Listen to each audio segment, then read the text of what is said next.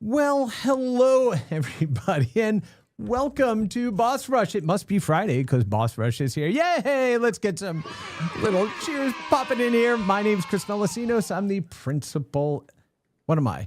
The principal evangelist for video games over here at AWS. And I'm so happy to have a full house here today. And with me right over here, back fresh from vacation and so tan, is one of our co-hosts here. Yeah, nice try, Chris. I remember what you said. He said I was tan. He said I was tan-ish, Mark. Can you believe that? Yeah, tan-ish. Oh. And you are? Oh, Susan-ish. I'm Susan Cummings. I run a studio called 10-6 Games in the UK, and I am back to work after 2 weeks away and diligently pushing towards an early access on a game. So things have been crazy. Very good. Welcome back. And down here in the corner with the giant Pikachu over his head, who's that? There it is. Yes. I'm Mark-ish. Markish. Hey. Mark Delora. I am, what am I now? I'm Executive Director of Innovation and Growth at GDC and ongoingly learning games consultant. Excellent. Nice. And with us today, our special guest is... Introduce yourself, buddy. Oh, I'm supposed to, that was my cue, was it? That is your cue. This is such a well-rehearsed show. I'm exactly. Sorry. Exactly. We're hey, it would not be a boss rush if we weren't half-assing and fumbling our way through it. We usually have to guess who's next, but he gave you a... So my name is Sean Layden, and I used to be somebody. I was the PlayStation guy for many, many years. Now I'm settling into my semi-retirement, trying to help other people get their game dreams off the ground. And from time to time, I hang out with other veterans, like we see on this show today, to talk about how we're going to set the world to rights. So we'll probably get to that soon enough.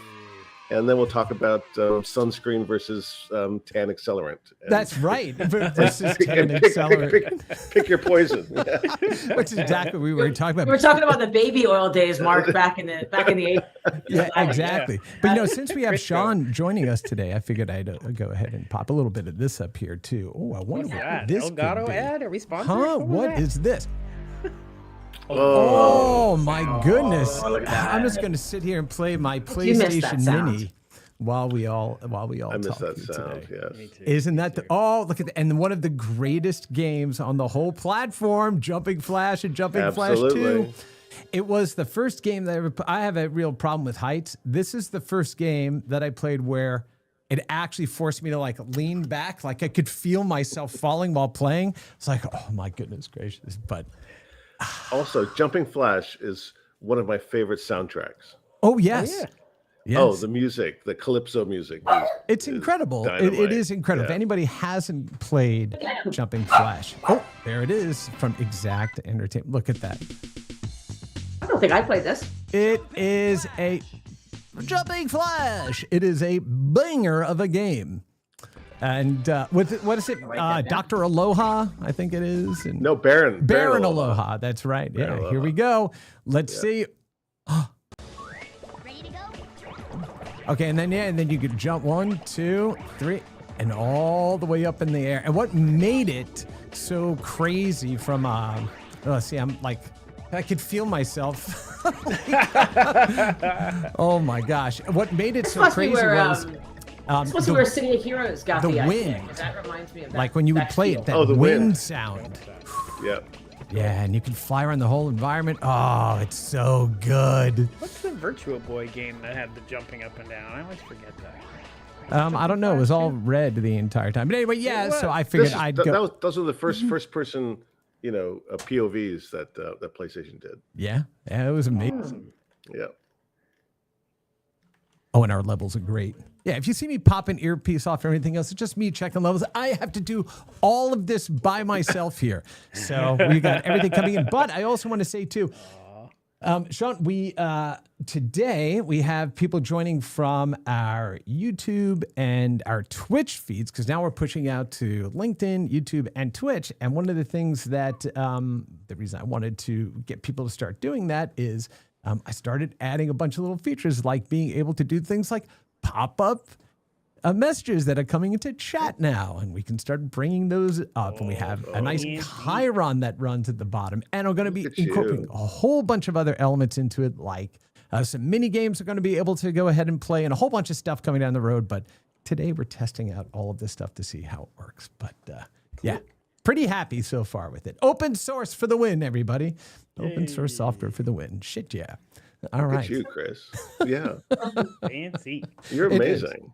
Oh, all right. So let's go ahead and jump in to game news and shenanigans. Who wants to start with a big game news story? What's on your big brains? Well, we have an awesome conference here. I don't know if you heard about Slice. What is that? What is that? It's the Seattle Indies new game conference. This was the first. Peach loves it. Do you mean that one? Oh, that one. Oh my goodness gracious! Yeah. It was almost 1,000 people for the first go. They held it at McCall, which is where the opera is, which is crazy, in Seattle Center. It was cool. Huge. It was super great. Nice. Roundtables were way oversubscribed. Speed networking was really awesome. Lots of good talks. Yeah. And then last night. Sorry, I got lots of dog barking happening here. Last night was the Games Beat Engage mini event. This week is PAX West here in Seattle, I should say. So wait a minute. Busy week. You said it's what this week?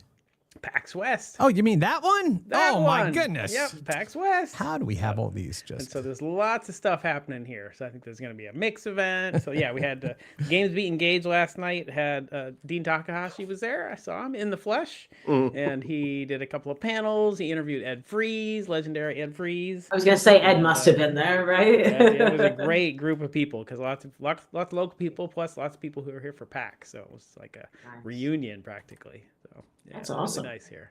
Well, I hope Dean is watching because I sent him an email 4 days ago. He hasn't written me back yet. So What?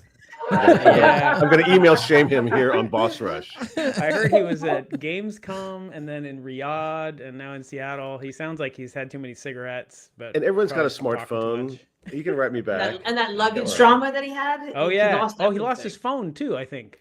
What? Yeah, I think that's what he was saying last night. Is that he lost his phone, not only his luggage, but his phone. Oh my god! Yeah, maybe that's why he hasn't responded. I'll give him a break for that. Yeah.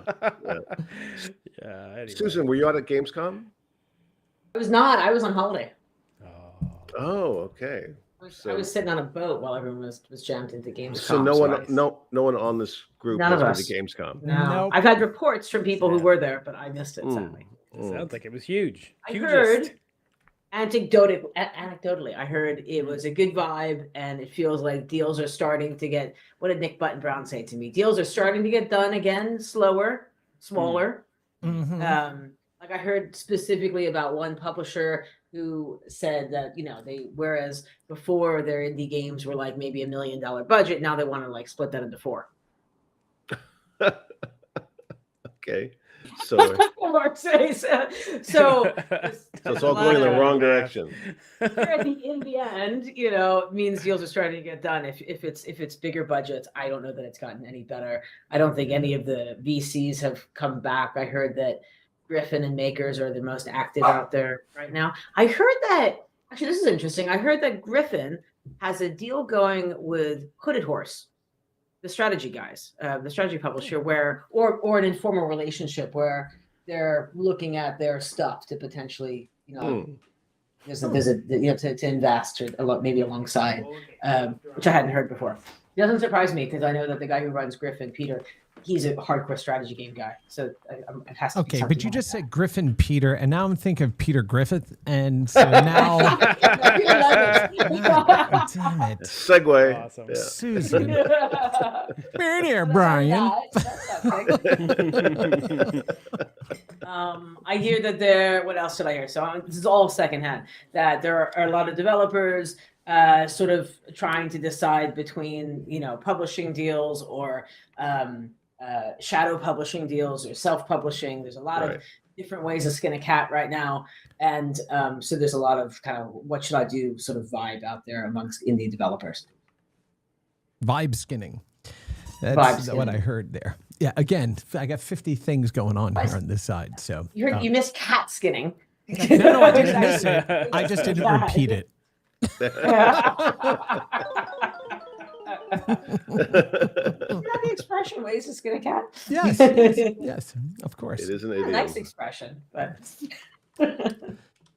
Well, all right. So, Mark, you had the rundown. What was your favorite part of Slice when you were up there? Or I shouldn't say your favorite part. What was one standout talk, panel, conversation that happened? I wasn't able to attend as much of it as I would have liked for family reasons. So you just got a sad to slice say. of Slice? I got. That's what you're saying. Ooh. Look, that is how you do it, That's folks. pretty much right. Yeah.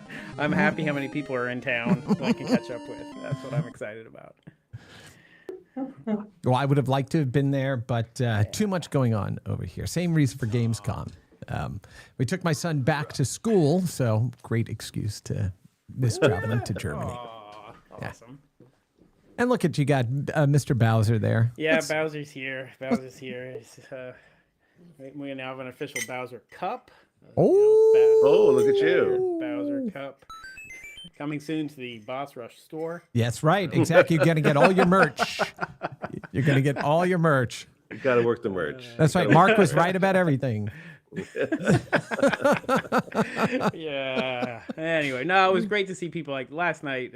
I think I saw a lot more people last night than I had seen, at the slice slice that I was able to get to. So, Adam Boyes was there, which was great. nice. The Subotnik and Mark Griffin and nice. loads and loads of people. Jen McLean was there. Yeah. Oh, you're making me so jealous. I know. Really good. Same. Stop it. Anyway. Hey, there was something that there was a question that just popped up in the chat. Would love to hear more about the consensus across the indies getting funding versus not, etc. Did you happen to sit in on that panel? Oh, was there a panel about that? At Slice. Cool. Mark didn't sit on Sorry. Sit that. on that one? No. Oh. No. So, Jay-Z, the artist, we have no consensus about indies getting funding. So Well, I think we have a consensus. It's just damn hard to get funding. there I you think go. that's the Yeah, and consensus. I mean, we should be Go leaning back into to the the remark we I should made be about leaning to the Gamescom. expertise of our special guest today, Sean Layden. I thought Ed Freeze had a good thing last night about it. You know what Ed's doing, right? Right, Sean? No, I don't. What's that up to? Ed's doing One Up Ventures. Oh, right. Yes. He and Kelly Wallach are doing. So it's when Ed spoke last night at the Games Beat Engage event, he kind of talked about his history, but then also about One Up. One Up has done, I think he said 80 small investments now over the last 4 years. Neat. Wow. Including you. Oh, yeah. Awesome. Tiny Rebel. We were his third investment. Are you going to go to the big party outside of London in a couple of I weeks? am. I I'm going think? for a night. Not Look at you. as Tiny Rebel, but as 10-6. But I told Ed I'm going to come for a night and see them. Awesome. Yeah. Wow, that sounds I like a love really it. great group. And One Up is one of the only funds out there really that's focused on content, and almost at this point probably the only, if not one of the only. And he's had that since I think he started it in 2019. I want to say he made his first investments. Raf Koster being the first one. Oh, yeah. And, Awesome. we were one of the first three. And he has two funds now, and he's raising for his third fund. But he set it up. I'm being Ed's spokesperson here. Yeah. He set it up with the idea that he would specifically try to support female founders and founders from backgrounds that have been less advantaged, and which isn't purely. He's also funded quite a few ex-Blizzard guys and Riot guys like everybody else did. But he's also funded a load of really talented women, people like Emily Greer as well. And She's great. so I've got a lot of love for what he's doing, and continues to do. But when people ask people who are funding content, Ed is like really the only one, and he really won't do platforms at all. So he really is a purist. The other direction. Yeah. He is enough of a purist that when I first met Ed, it was at a dinner, an AMD dinner, I believe it was, years and years ago. That was hosted by friends of ours, Allison Kelly. And I remember That's how I met you, was through Allison Kelly. Yeah, and it was when you were doing green screen, I think, right? And Mark was joining you to do that too. See, look at that. That's how you do it, folks. There you go. All that history right here. Hat trick. Yes. Easy. But sitting with Ed, and this time I was doing all the Java stuff at Sun, he was just like, no, that's cool, but, I'll still write an assembly and just, and I was like, oh, that's okay. I still got to meet Ed Freeze, so love Ed. I met Ed in 1996, I think it was, GDC Santa Clara, sitting by the pool drinking beers. I was an agent. He was at Microsoft pre-Xbox, and his comment at the end of lunch was, Microsoft still has way more money than you. I'm buying lunch. And well, we do have somebody that was at Sony for a really long time as all of that was coming up there. So when did you first meet Ed Freeze, Sean? As rivals, I guess, right?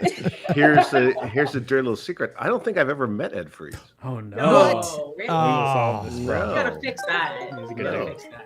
I don't think I've ever met him. I mean, if we have, it was well early in my career, and it was a flyby opportunity probably.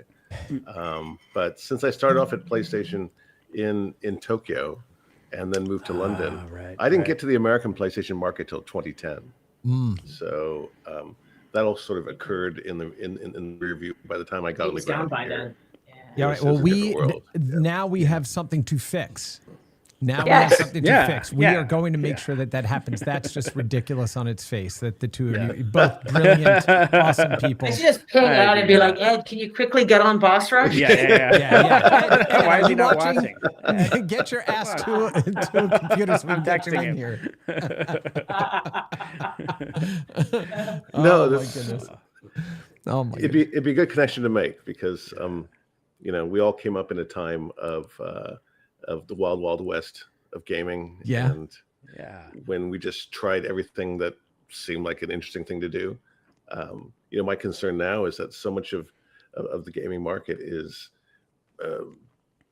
described, proscribed, rescribed into certain, avenues of content, things that we know and sometimes love and sometimes hate, but it's all seems to be out there.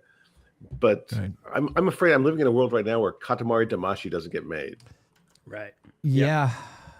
I'm in the world where if someone came and said, hey, it's like a 2D paper puppet dog that does rap songs with an onion. I was just thinking Parappa the Rapper. Okay. I don't think Parappa gets made. And I think that's a bad place for this industry to be. You know what we have to do then? We gotta believe. Oh my goodness, that was terrible. Oh, man. I'm gonna go listen to I'm some so sorry. Matsura-san's music.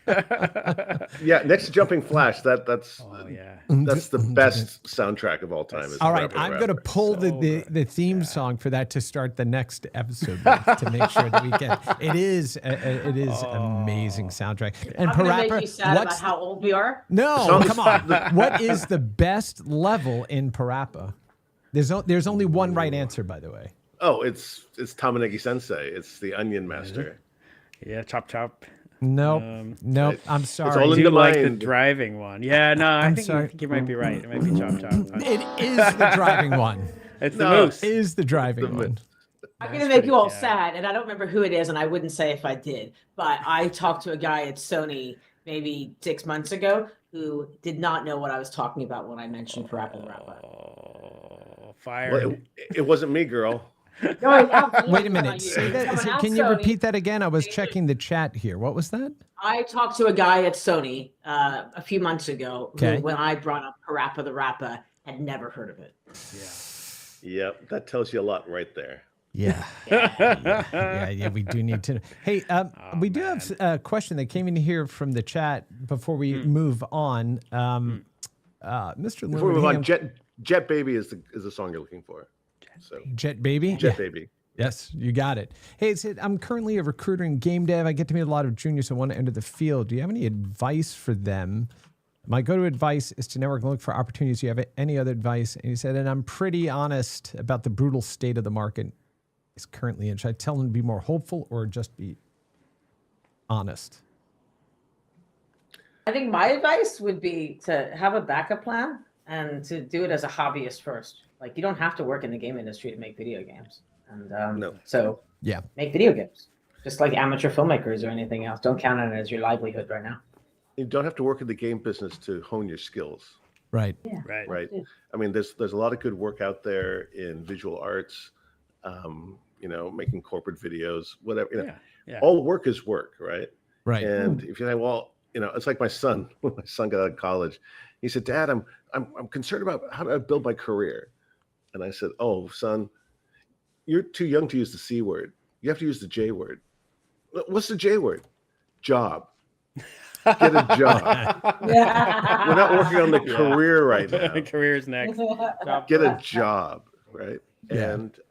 And go out there and do the work and pick it up where you can find it, because everything you're doing is adding to your skill set. So if you're just going to sit in your room and wait for that job at AAA publisher X or wherever, that's fine, but you're not learning anything.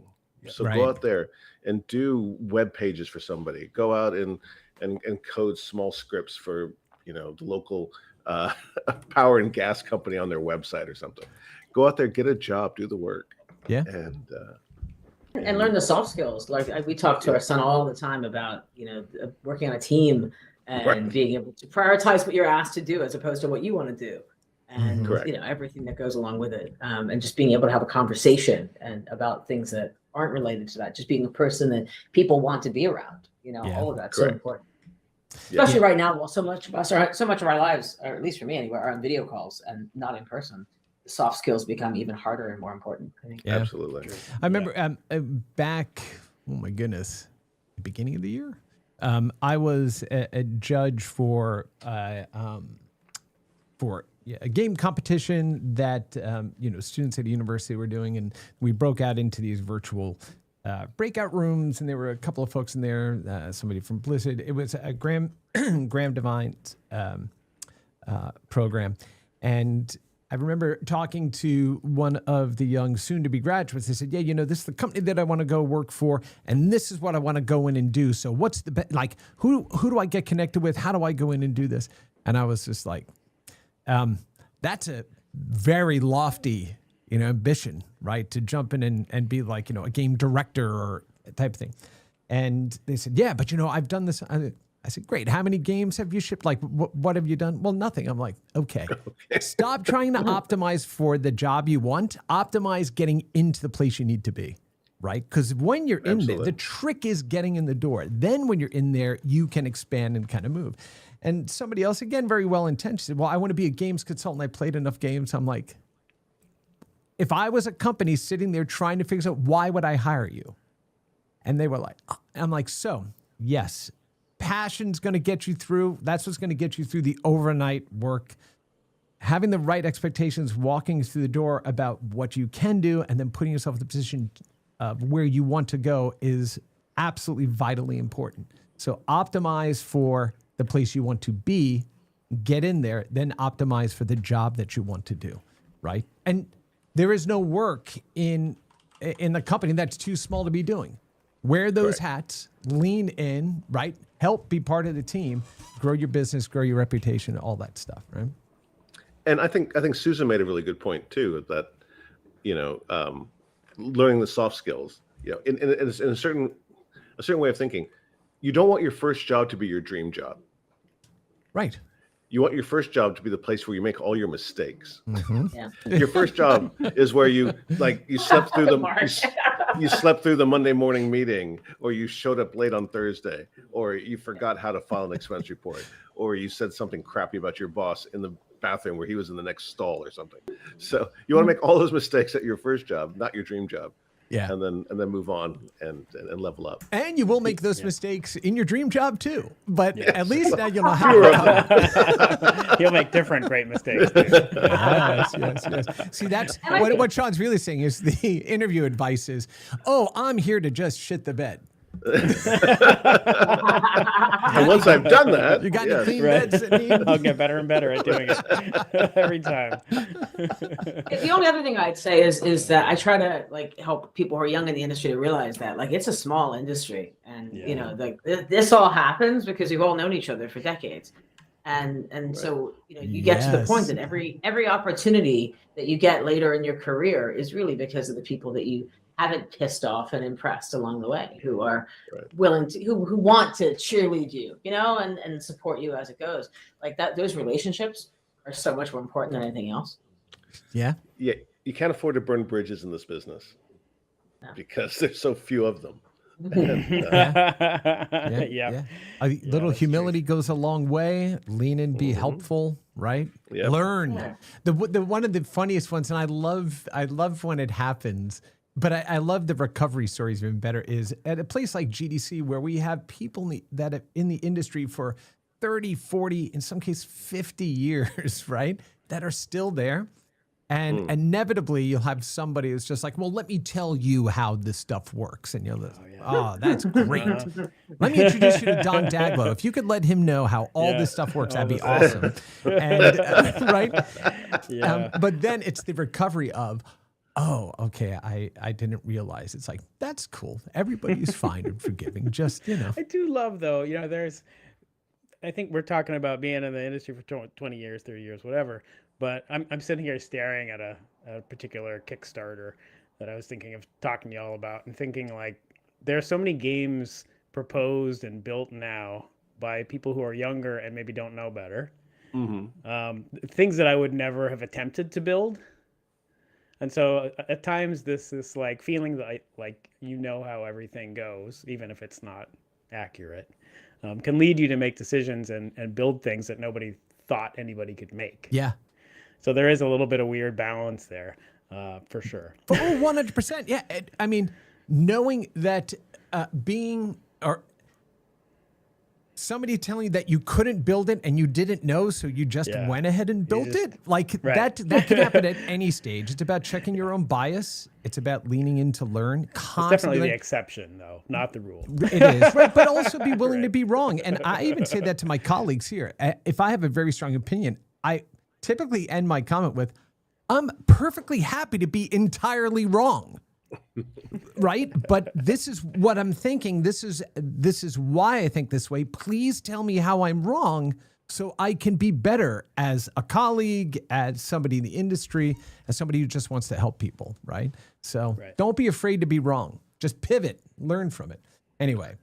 I'm going to take a screen grab of those last 8 seconds of you, Chris, so I can play that back for you on our next conversation. Buddy, I'm happy to just repeat it all the time. Hi, I'm Chris Melosinos, and I'm frequently wrong. So please tell me why. I just wanted to say that Ed Fries said it's absolutely true. You guys have never met, and he said to send you his best. And he's just jumping into a board meeting, or he would have jumped on to hang out. All right. Move. So that means I need to come up with a meeting. I need to create another scene then in my OBS setup to have like 9 of us in here, and we're going to get a whole bunch of people in it. Ed would be a good guest. We should do that. We had him on the Twitter space, I think. That would be awesome. All right, let's jump back into some more news, pressing news. News. I heard there was a big union vote at Blizzard. Blizzard. Okay. Yeah, 450 Diablo developers vote to unionize. That's what I read. What does that mean? I was wondering the same thing. Question. Yeah. I mean, when we talk about unionization, which I'm a lifelong Democrat and I believe in unionized labor, but it's usually to like promote safety in the workplace, or is to promote the 40-hour work week, or 2 weeks of vacation, or collective bargaining around salaries. In the gaming industry, what does unionization mean? I don't think it's collective bargaining on salaries, because most of the artists and engineers I've known never wanted to collectively bargain. they all wanted more than the next person. So it's funny that you asked that. I'm reading this. Yeah, the article doesn't say, because of course it doesn't. It just says that it happened. I know this is like get rid of toxicity, and that's like a good thing. I don't know if we have to be unionized to do it, but hours maybe. Maybe it's hours. Yeah, maybe it's like outlawing crunch or something. Is that what it's supposed to do? Yeah. I was just going to say that it seems like there's a big trend towards freelancers right now.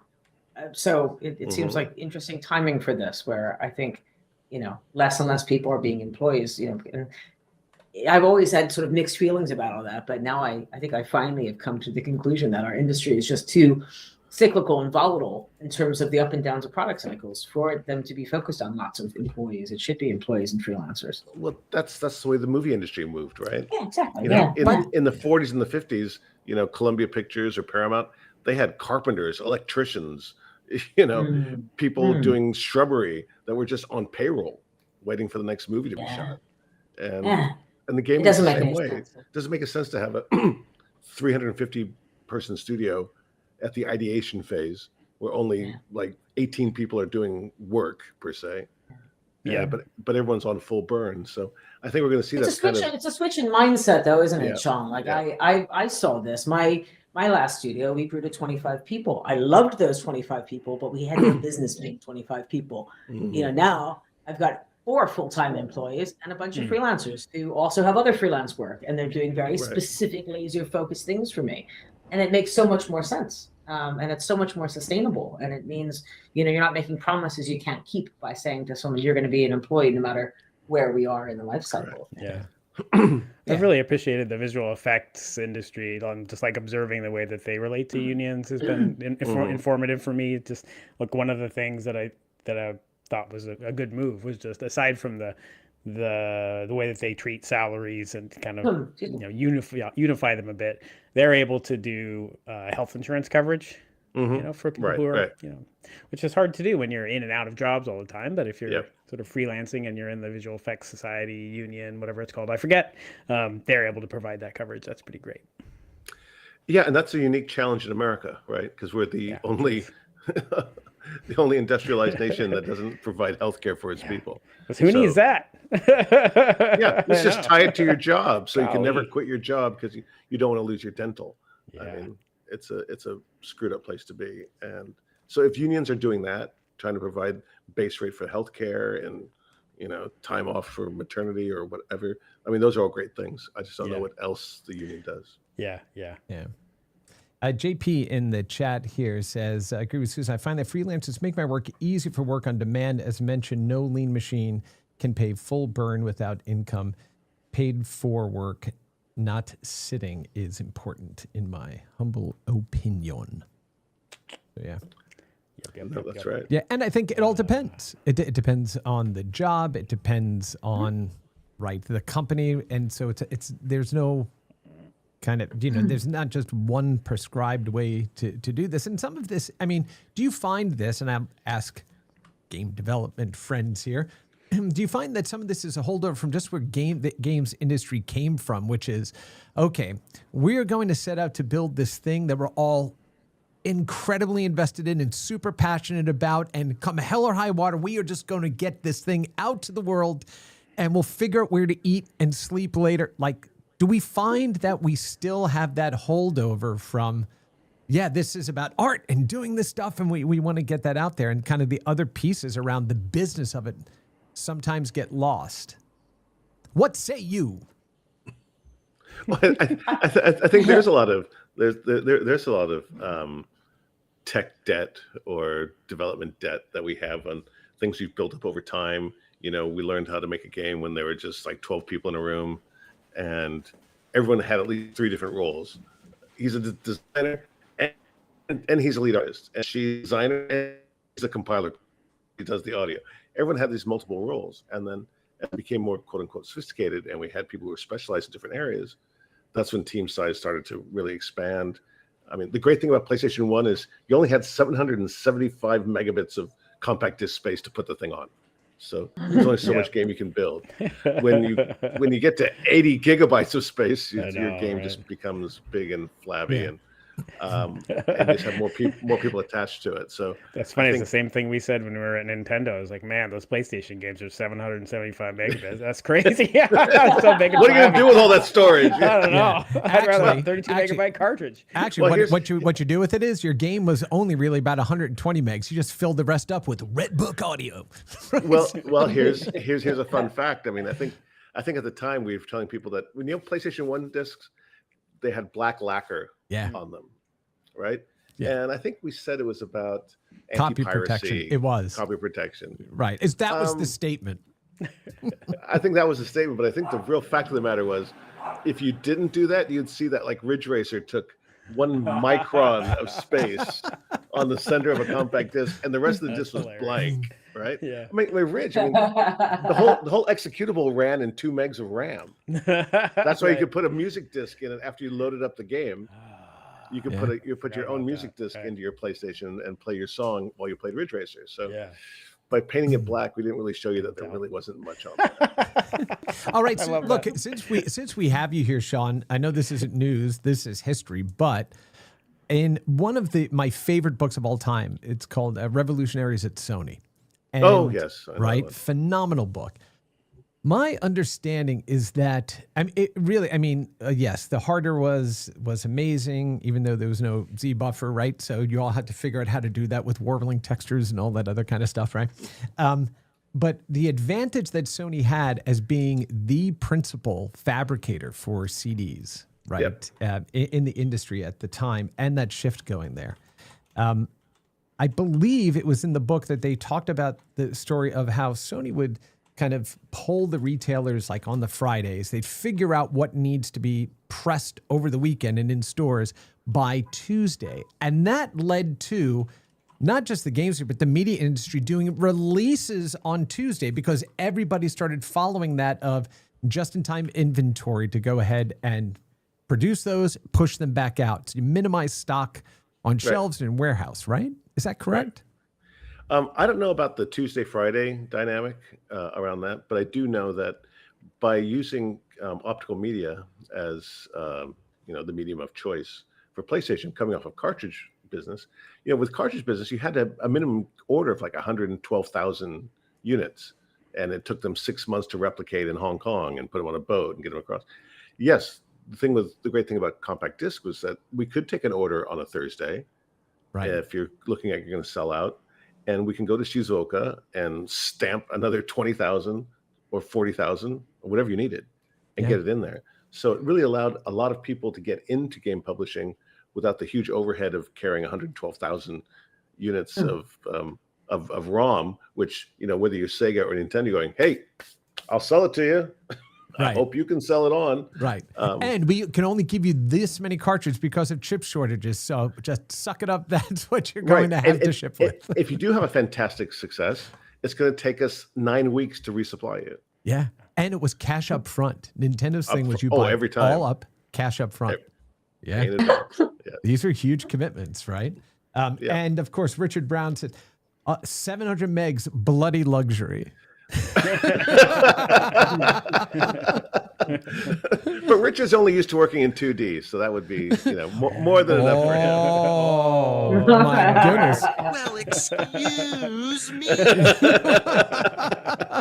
All right, let's jump into a little bit more game news. Thank you for that walk down history there. Susan, I've got a piece of news for you. Do you? What I do? What do you think about Valve enforcing age verification for UK Steam users? Oh, I didn't see that. That doesn't surprise me because of all the stuff that's been going on. But interesting. When was that announced? I see this is an article this morning, so I might have just pulled it, maybe a few hours ago. I'm looking at the gamesindustry.biz article, and it just says you need to have an active credit card on file, and that proves, I guess, that you're 18 years of age if you have a credit card. Does it really? I'm not sure if it does, but that's what it says. My son's had a debit card for a couple of years now, since he was like, the banks over here let you, to say, like, from the time you're that's what I was thinking, right? Yeah. I don't know. So what does it say? That's what it says, so. It's considered age verified for as long as the card is stored. Right. It sounds like something the UK would do. That does not sound like age verification to me. Yeah, it just sounds like credit card verification. Well, I guess the thinking, right? Card requirement. Yeah, the thinking is if you have access to a credit card, you have to be of a certain age, or at least your parents will be alerted, right, to stuff happening. At least your mom doesn't know. Yeah. Right. Or they don't care. M games, okay. Right. Yeah, for M-rated games. Right. Yeah. Oh my goodness. Yeah. I don't have an opinion because I have not read enough about it. So I thought you were going someplace else, that it leaked that Valve is doing the PC set-top box form factor for the Steam OS.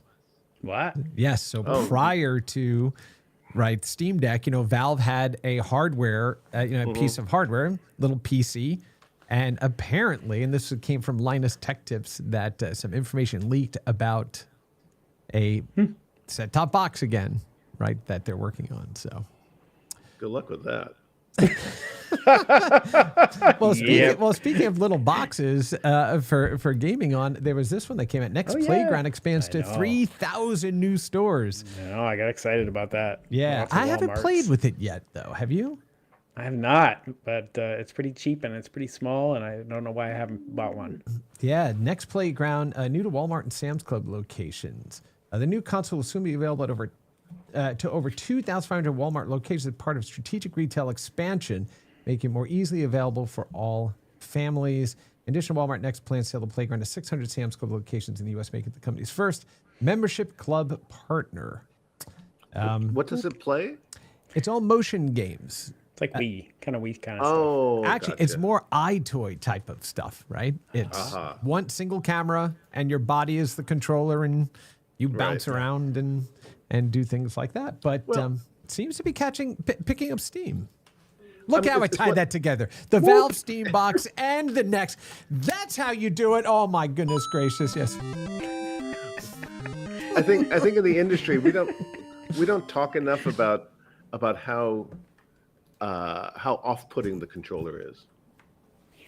All of us who are gamers, we pick them up. We go, oh yeah, that's great. Look, my hands go here, the buttons are there, stuff like that. Yeah. But you talk to someone who hasn't played a game before, looking at that piece of plastic with 19 buttons on it, and you're saying, interpret your life through this machine, this interface, and you can go on and have a great gaming experience.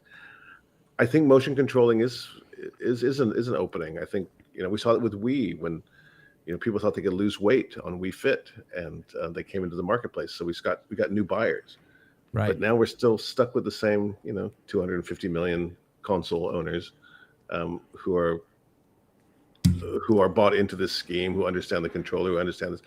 We're not getting new people in, and we've got to talk about how we do that. Yeah, lowering friction, that barrier to entry. And we also have how many millions of Wii balance boards that are underneath sofas, including right next to the rowing machine. Yeah, including my Guitar Hero guitar. Yeah, no, and I think it's look. I mean, the fact is, I watched this in my own family with my father-in-law. As he got older and mobility was more of an issue, he could sit on a chair in the family room and bowl with his grandkids. Like that was amazing, and you didn't need to teach him how to do it.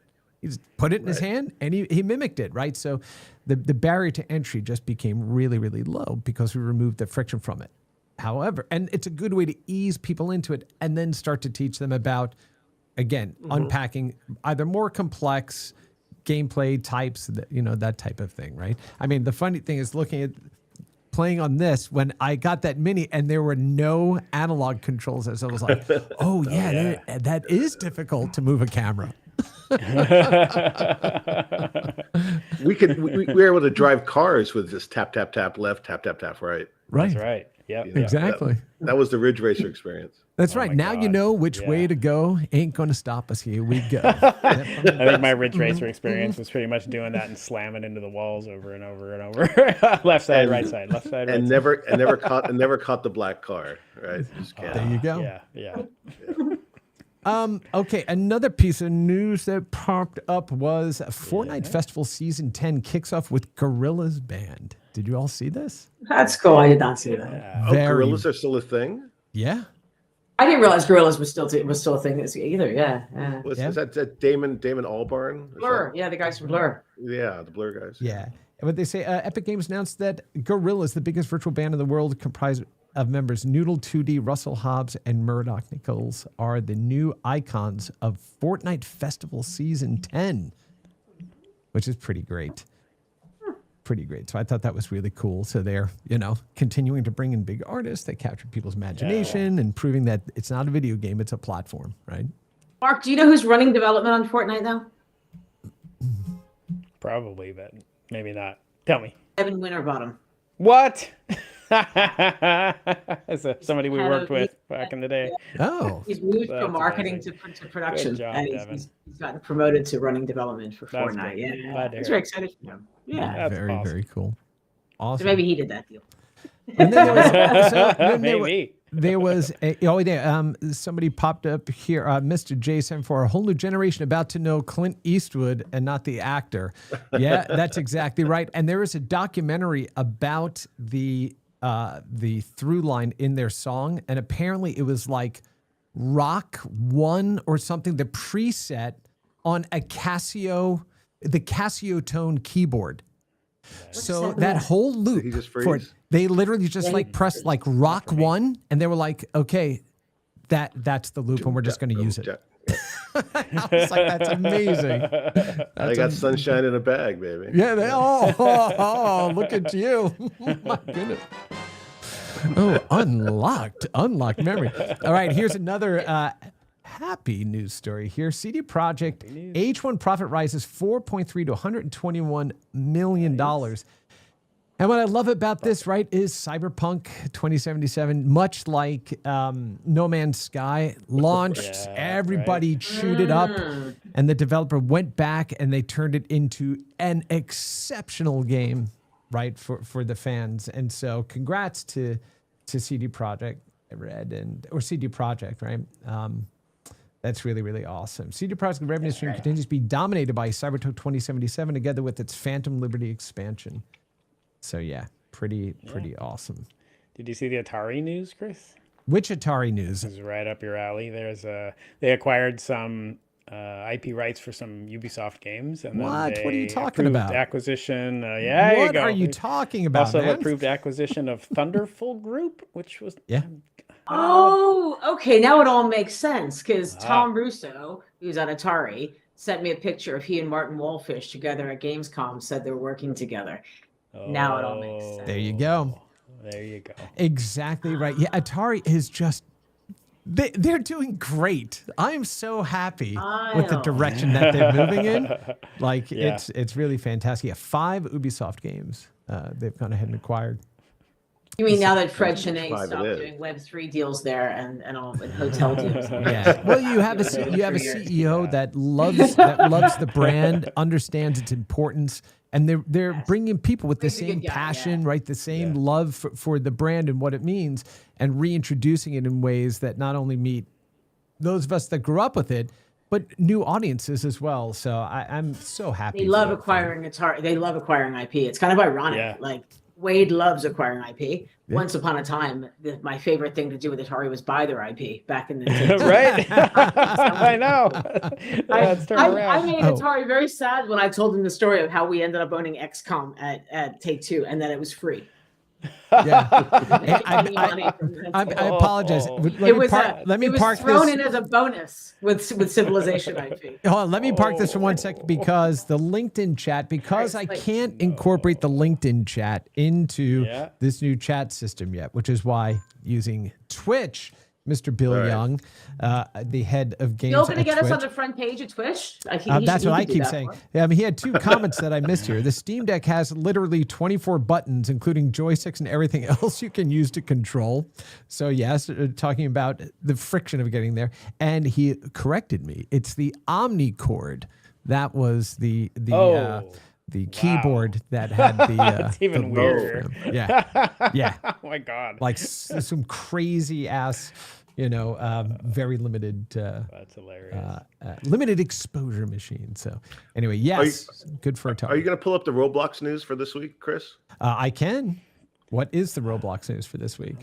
I've just read a story that talking about how they are pulling back from. They introduced something called Maker AI into their platform. Oh. And Pulling then back from the AI stuff. they pulled back because apparently, from what I saw from the stories I was reading, that they made these tools available, and you just end up with flooding the zone with slop AI.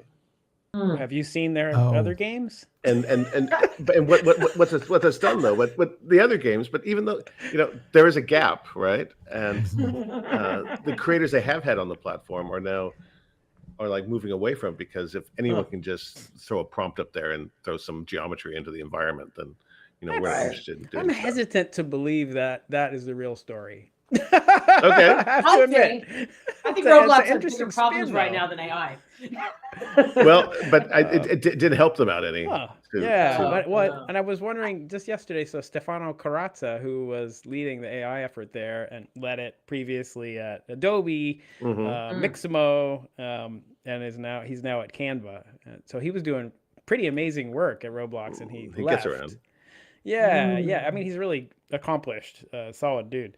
It was surprising to me that he left Roblox because it seemed like they were pushing on AI so much. So now maybe there's more of a story here than we knew. But that makes me sad because I actually think they were doing really good work. And the slop story, whether it's true or not, whatever. But the idea that I can say, hey, I have a car and I want you to put a grass texture on it, and not having to draw a grass texture. I mean, what's the difference between having an AI generate that versus pulling it up from a palette? Well, I guess it's just like like the YouTube platform. We talk about it's user-generated content at its height, but a very small percentage of YouTube users actually create content for the platform. Yeah. Mostly just watch it. Yeah.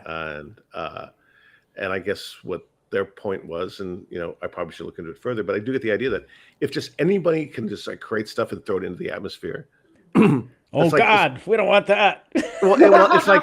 It's like Twitter, right? It becomes game Twitter, which is any sort of thing That's flies why. in the air. Yeah, that's what we want. We want anybody to be able to say stuff. Do And we? then- Do we want yeah. that? Well, that's what I Okay. want. Then I have That's to swim. I have to swim through all of that to find something good. Well, that's a different problem. Right. You want Discovery people is to be able to. Yeah, discovery's that the is the problem big that you problem. move to solving. Yeah. Yes. No, so all right. So I mean, the question is, do we want? And I think if we Thanks can for pointing put it out. tools in front of people, and they can build stuff from anywhere, that's awesome. But it's important to remember that just because everybody has a camera on their phone doesn't mean everyone's a photographer. How many photos do you have from family events where somebody took a picture of you with half of the picture is just the room above your head, right? They clipped your feet. Like, just because you have access to the tools, you can create stuff. It doesn't mean it's worth playing, right? Or not beyond the one or two people. So Well, why there's not? that question there. That's most of Why TikTok. not? Yeah. And I don't know how it's. Any media I platform. don't play Roblox. My kid plays Roblox, but Yeah. can't they make it so that it's in a separate area, like There you go. indie stuff? Like the same way PlayStation when PSN was like a little thing. You had the PSN games, and you had like the bigger games. Why not Yeah. have like the area for whatever you want to Stuff. call it? I don't know, amateur Yeah. games, Roblox amateur. Yeah, it requires curation. Yeah, And for a I'm platform more that's never made a concerned. profit, I guess it's hard to, Yeah. Mhm. They have an I'm more awfully concerned. giant team, though. I know Yeah. Roblox has issues, and I saw the whole thing about their cease and desist against the guy who was like trying to, which really sucks.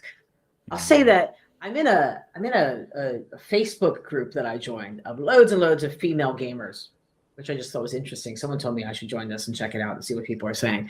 And I came across a thread like last week where someone was talking about their kids wanting to play Fortnite and Roblox. And I was, and Minecraft, moving on from Minecraft. And I was stunned at how negative people were about Roblox right now. No one cared about Fortnite. Everyone was fine with Fortnite, but almost like 9 out of 10 posts were like, no way in hell is my kid playing Roblox. And if you want your kid to play Roblox, be prepared to sit there over their shoulder. I don't think they mean for a 16-year-old, but for like a 9-year-old first discovering it, and lock everything down, and that all the stuff is happening on Discord. They're being groomed and taken. I'm like, oh my God. I'm like, I wasn't policing my kid when he was in Roblox. I was horrified. Like, is it that bad? But look, I don't know if it's that bad or not, wanna but know all if of that's my that sounds experience. like the satanic panic kind of stuff of, Yeah, it's right. Roblox. I wonder. But it's also, I but here's wonder. the But they here's the were other gamers point around. saying No, that. here's the These point are around Yeah. that though. games saying No, this. here's the point around that though is my kids are playing Roblox. They're not playing Roblox. There are literally 40 million experiences in Roblox. That's like saying my kid's watching the television. Yes, okay. Playing So what are Nintendo. they watching on it, right? But what I do think is great is that maybe now parents that are concerned are going to start to pay attention to what their kids are doing. Maybe now they start asking them, show me what you're doing in Roblox. Like that, if I could give any parent that's concerned the advice, show me, show me. Wouldn't that be great? I wish that would happen. Right, I mean, no, what but you that's just the- but described no, is but what's that- but- actually happening. People but- are like, oh God, Roblox. Right, don't I get know, on there. but that's the advice. That's the advice is talk to your kid. Like the thing that used to drive me crazy about the whole Minecraft thing when it really, really blew up were parents going, how can I get them to stop playing Minecraft? I'm like, why would you stop them playing something that teaches them about construction and logic and like all these? Have you sat down and talked to your kids and asked them to show you what they built? And when the few that did it, they were like, I had no idea that they were building this like world. Like, Right. Yeah. Exactly. Pay attention. Exactly. Yeah. But That's yes, the we right also answer. need tools to help parents understand how to have those conversations, right? They can't do all the heavy lifting there. It's moving way too. Look at the trouble that we have just being in the industry of keeping track of everything and staying on top of all this stuff, right? Impossible for people that don't know, right? So it's a matter of both, right? Yeah. How do we do that balance, you know? Yeah. Agree. Yeah. JP Isham over here in LinkedIn. I can't bring your comment up onto this because LinkedIn is just not a platform really for streaming. But he said, no, it's really not that bad on Roblox. And this is somebody who actually is built on Roblox. He's like, no, it's really not that bad, right? That sounds right. I would like to think so. I was feeling like a really bad parent that I really never spent any time. He's almost 17 now. It's done. The damage is done. I think what I played with my nieces on Roblox, what I really found was that it was a bunch of like 8 and 10-year-olds being mean to each other, mostly in the chat. Oh, shoot. Have you ever been into Horizon Worlds and walked into any environment? Yeah. Right? And you're just like, oh, it's just literally kids screaming at the most atrocious stuff at each other. Congratulations, you're eavesdropping on the playground. Like, you know, Yeah. Right. My son made a play in it. I don't think they ever quite actually ended up finishing it. Yeah. But they cast it and they were doing the lighting and they had like a soundtrack. I know. And I was like, I had no idea you could do stuff like that in Roblox. So it's like that happened too. Like there is a good side to it. Yeah. Hey, look, I know that we're coming up at the end of the hour. This went really fast. We need to figure out if we need to make this a little longer. I've got two things I wanted to open up before we talk about what we're playing. And is the first one, I thought this was, I haven't read too much about it yet, but Mattel brings He-Man and Eternia to Fortnite. Oh, God. Wow. Yes. That's awesome. I should have had a He-Man sound. My dreams have been answered. Right. Coming back. Exactly. Mattel, But is Skeletor playable? That's what I need to That's know. yeah. the exactly. Skeletor Everybody's gonna be memes are the Skeletor. best. The Skeletor memes when the best gift is when he goes into the mirror and then his hand goes out and he punches the mirror to shatter it so it can't go through. It's fantastic. Mattel continues his charm offensive with the Master of the Universe franchise, this time by bringing to an official island in Fortnite. He-Man, Teela, and several other residents of Eternia, as well as Eternia itself, have joined the island Master of the Universe He-Man Heroes, which launched today in early access. So, yeah, go ahead and check it out. That's awesome. So I thought that was pretty cool. I want Power Rangers in Fortnite. Oh, that's what I next. want. Yeah. Uh-huh. And then Exactly. Teletubbies. Well, Maybe not. bringing all of that back around. We're talking about our friends over at Atari. They went ahead and did the whole Power Rangers game. Rita's Rewind, I think is what it was called. And it's amazing. It's absolutely amazing. So, and they're just masters at doing that stuff. So, let's see. And then the other one I had was Porsche adopts in-car gaming with Air console. Wow. So more and more auto manufacturers looking at how they could bring streaming games into their cars. I think as a luxury brand, I don't know exactly who this is for. I mean, if the stock art is anything to. Well, we did that with PlayStation 2, right? Right. Yeah. We did like these Pimp My Ride sort of things where you would install a PS2 in the back seat and have these two 9-inch displays. Yeah. Yeah. I was in love with those things. Yeah. Smartphone. Did you see that Hyundai was at Gamescom? Yeah. And had a pimped out game focused car that they'd brought in and some arcade cabinets and Wow. Okay. yeah. So lots of interest from car manufacturers lately, which is super interesting. And Antonio Smith here actually says Power Rangers is currently in Fortnite. What? Oh, All right. I gotta update All my right. Fortnite client. newsflash. We got okay. it. We got to jump in. Anthony, thank you you go. so much for letting us know that. Yeah, unfortunately, it's so impossible to keep up with all of it Next all week's the time. Boss Rush will be in Fortnite. Oh, yes. We're going to do a take on Make Love Not Warcraft, and we'll just do it all inside of Fortnite. Oh yeah, and then Roblox the week after that. Wow, that's so meta. Yeah. Oh, Meta, my meta. goodness. Yes. Yes. And then we got to get Gary Witt in here with his animal yeah. talking talk show, and then we'll just do it Oh all yeah, inside of Animal Crossing, Wow. right? Shout out. Well, you get Ed Freeze on Boss Rush. I'll come back. Okay, Oh. sold. Oh, let's Done. do it. Let's make it Done. happen. All right, I Ed. like it. Yes. All right, Ed. Yeah. We got it. We You're will gonna have to work on make the that. Brady Bunch grid there, Chris. Yeah. I'm going to change. Definitely, I could do it. That's not a problem at all. That's not a problem at all. And I do love that we've had a bunch of people showing up in the Twitch channel now and showing up in YouTube. Awesome. And I'm sure the experience is a whole lot better there for them. That's where all of that interactive chat is coming through. So, yes, good. LinkedIn, if that's where you are, but we're also going to continue pushing out to these. So, and that's where some interactive stuff that I have planned is going to be able to be executed. So more to come on that later as we wrap up. So, all right, so we are at the end of the hour here. Tell us, what are you playing? What are you playing? I just got back from holiday, so I'll go first. It's easy. Absolutely nothing. I'm just catching up on No Balatro on the way back? Or? No. Actually, I read lots of reading on the crew. I'm happy to say. I mean, I did my New York Times copy on my phone in the morning, as I do every day to try to keep myself, non Alzheimer's as I get older and older. Oh. It's supposed to be good for your brain, right? It's supposed to help avoid, issues later in life if we do things That's like what this, they say. Sudoku and things like that. What was the name of the doctor on Brain Age that was supposed to help you? Exactly. Yeah. Oh yeah, Dr. Matsuyama or Nakamura, whoever Something that like was, that. yeah. Yes. So I do my 5 minutes of word puzzles, thinking it's gonna, make me less crazy as I get older.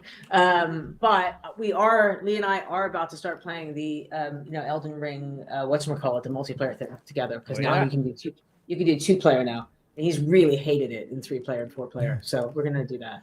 And I was just told about a game called Dredge that looks really cool. Oh, it I've is. seen, That does look cool. Yeah. It's very cool. Yeah, you played it, have you, Chris? It Yeah, looks really cool. It's in fact, it's one of the demos that our team has used to demonstrate GameLift Streams, which is the pixel streaming service at conferences. So we were using Overcooked 2, Dredge, and the Atari 50th collection, of course, because. Of course. Right. So we had that there. But yeah, it's pretty amazing. I don't know whose fun that was, which also means that people probably have to go. But let's see. Sean, what are you playing? You playing anything, buddy? I just finished Doom Dark Ages. Oh. And Nice. Did you like it? I've heard really good things. I wanted to like it a lot. Oh. I mean, it's a franchise that's been with me my entire career, right? Way back in the day.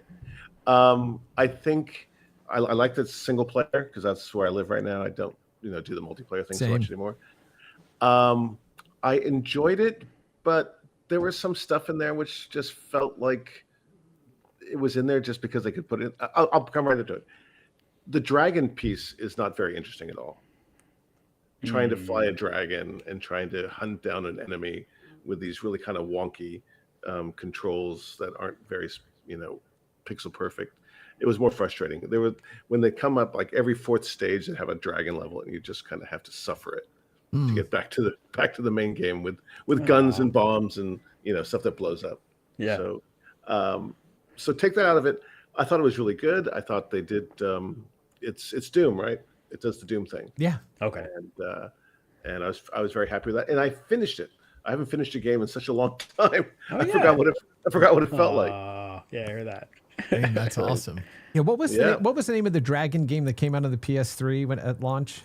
Lair. Lair. Yeah. I was like, is it like a little lair It's just like, that's cool, but With the bad control scheme. I remember The that. bad controls, because he used the motion The controller. game was right? great. Yeah, the game looked was awesome amazing. about it. It was terrible. It was like driving an old Oldsmobile where you have to start turning the wheel Way in quarter mile advance. before the corner. Yeah, and then the back end slides out. Yeah. Oh Christ Almighty! oh my, But it was a beautiful game. It was a beautiful game. absolutely beautiful. Yeah, That Factor was 5. Factor 5. Yeah. Factor 5, love those guys. Yeah, Julian, absolutely. what? Eggebrecht. Eggebrecht? Yeah. Yes. Yeah. Yeah. And of course, one of the Star Wars best games they ever did, of course, was Rogue Squadron on the GameCube, which in 6 months, Yeah, 8 months, they super did that thing. And today, that game still holds up. One said it's just an absolute banger of a game. Yeah. So, yeah. Remember How about our you? Shuriken experience there, Mark? Yeah, I was having a little thought about that in the back of my brain. And what was it called? We Fly? We Fly? Remember? Oh, yeah. Oh, my Right. goodness. Oh That's my a story gosh, for another that's what it day. was. Mark and right. I have a history there. I'm getting other people popping in. Helldivers for Democracy and Factor 5. for the win. Divers. How about you, Mark? Nice. What are you playing? So I am also a hair on fire and not playing much, but I am. I'll tell a little story instead because it's Okay. interesting. Maybe, hopefully, it's interesting. And then all you hang on because I have something to show you before we take off. So go ahead. Oh, that scares me. Mm-hmm. All right. So the reason I'm not playing much is because I am dealing with my mother's estate, who passed away a couple of weeks ago. Yes. One of the things that I've been doing, which has just been interesting, is going through her phone and going through her DS, her 3 DSs, which she loved. And so the games that she was playing were Woodoku, like a Sudoku variant on the mobile phone, Right. and then Word Jong over and over and over and over and over and over on the DS. But the most interesting thing that I found is her DSs, each one of them, are totally jammed full of pictures.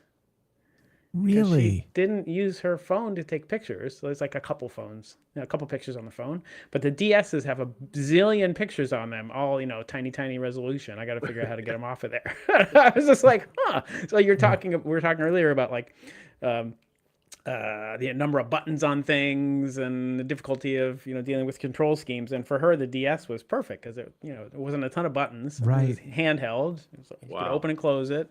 And so I think the reason she had 3 is because the first one ran out of space for pictures. So she bought another one. Wow. Okay.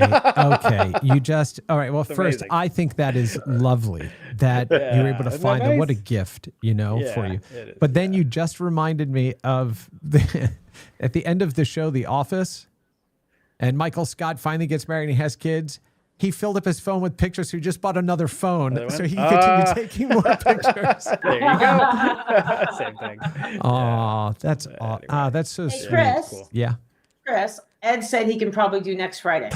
Oh, hell yeah. Okay. So And I can be on yes. here next Friday. Yes, Yeah, I Sean. think I will be back in time to do this next Friday. I should absolutely Yeah. be. So let's go ahead and say Yeah, yeah. should I yeah, confirm that? yeah, let's say yes, amazing. and then Yeah. I'll reach out to him and Okay. You got Ed's email, right?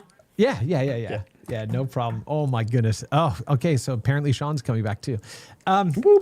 Oh, Yeah, you that have to is- come that back is now. it. You guys Friday have the to meet. 5th? That's Friday the 5th? Yeah. That's right. Yeah. All right, I'm in. Woo! All right. now Yeah, you're you all talking. heard that right here. Yeah, but now Fantastic. yes. Yes. How about you, Get Chris? some- Awesome. All right. So, Sean, you were saying that it was difficult for us to make those types of games like a Parappa the Rapper and all that kind of stuff, which I agree because those, right, have to have some sort of breakout or breakthrough, sort of thing, right? So one of the things I've been doing lately is going back onto the eShop for Switch and sorting it by sale price with deepest discount and then looking at all the stuff that I missed. There is a game that I picked up that I just started playing, and it's called Thank Goodness You're Here. Oh, that game. I've heard about this. Yeah. Here we go. Yeah, it's crazy. Peas. Not quite peas, not quite beans, but something special in between. Give your life a rest. Give her big runs, big pies. I've had this on my wish list. Here we go. Me too.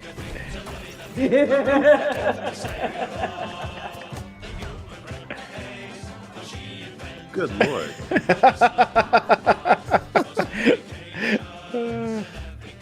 That's just joy right there. So it's an adventure game where you have to perform different tasks for the townspeople to unlock more and more of the space, and all of this to be able to like achieve the requirements that your boss had to get into this business meeting at the end of the day. It mixes real footage from like the 1950s into this as well. It is so freaking hilarious. I mean, look Who at made it. this? Yeah, I can't remember who the dev is. This Who's was the like 4 or dev? 5 They're a years British ago. developer. 2 I can't years think of ago. who they're called. Thank goodness you're here. I think I picked it up for like $5. Oh man. So Now amazing. I'm gonna go pick it up for $5. Yeah, for Yeah, $5. yeah, okay. Yes. Yeah, definitely. All need right, to I go do do have to split. They just I know got you 4 need to sales. do. We all need to split too. So I want to thank our special guest, Sean Layden, for showing up today. Yay! Thank you, buddy. And apparently we're going to have you on next week to introduce you to Apparently Ed next Freeze, week. which is going to be great. Susan, welcome back. You're looking tan Thank you. and you're looking There rested. you go. That's the And answer. ready. Yeah, Tannish. welcome back. Well back. And Tannish. English tan. So very good. Oh my There God. you go. Hey, look at me. Luminescent here, okay? So, I don't tan, I just burn. That's the Irish side of me in You're there, just too. jealous. You're just jealous. I am just jealous, okay? There you go. Anyway, and Mark, it's lovely to see you too, buddy. Always a pleasure. All Good right, to see everyone, y'all. you have a great rest of your day, an awesome weekend, and we'll see you Weekend, next week. Play some games. But yeah, go play more games. Bye. Definitely go pick that up if you have a Switch too. Thank goodness you're here. Amazing. Yeah. All right, everybody. Bye. Bye. Peace.